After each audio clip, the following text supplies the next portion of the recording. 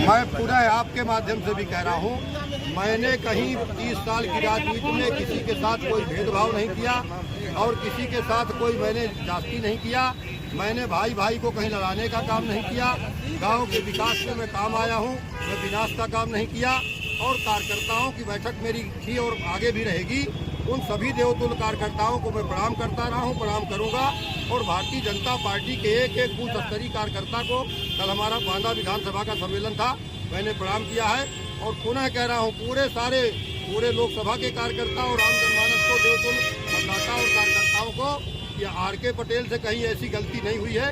और अगर जानते हुए अनजाने में भी कहीं मुझसे अगर कोई भूल हो, मैं भी इंसान हूँ, कहीं भूल हुई है तो उसके लिए भी मैं उससे क्षमा चाहता हूँ। इस भूल की सजा मोदी जी को, अगर मेरी मुझसे कहीं हुई है तो उसकी सजा मोदी जी को मत देगा कोई कार्यकर्ता। अगर दिल में कोई बात है उसको निकाल करके और चुनाव के महासमर में डट जाए, ये मैं अभी आपके माध्यम से भी अपील कर रहा हूँ। और कल मैं भी लगातार कह रहा हूँ, गाँव में भी मैं जा रहा हूँ, गाँव में भी लोगों से कह रहा हूँ। मैंने इस 20 साल की राजनीति में भारतीय जनता पार्टी के 7 साल 8 साल के कार्यकाल में मैंने आपके साथ जो भी मोदी जी की योजनाएं, योगी जी की योजनाएं हैं, उनको ला करके जमीन पर काम किया हूँ। अगर कहीं कोई त्रुटि रह गई हो अनजाने में, जाने में तो मुझे नहीं लगता, इंसान हूँ मैं, आदमी को अपनी कमियां कहीं नजर नहीं आती हैं।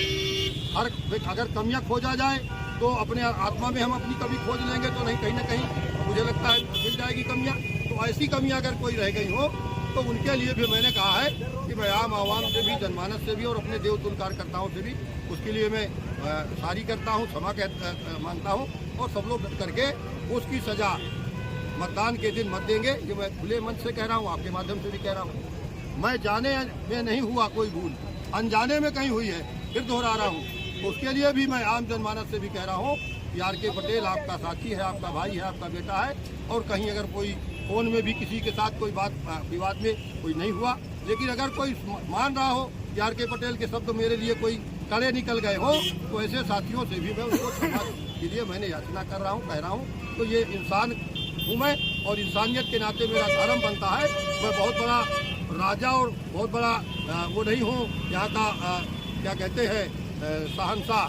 मैं एक कार्यकर्ता हूँ, मैं एक इंसान हूँ, और इंसान के नाते इसी मिट्टी पे मुझे फिर रहना है, इसी मिट्टी में दफन होना है। इसलिए मैं पुनः फिर दोहरा रहा हूँ, अगर मुझसे अनजाने भी कोई गलती हुई है तो मुझे लोग क्षमा करेंगे।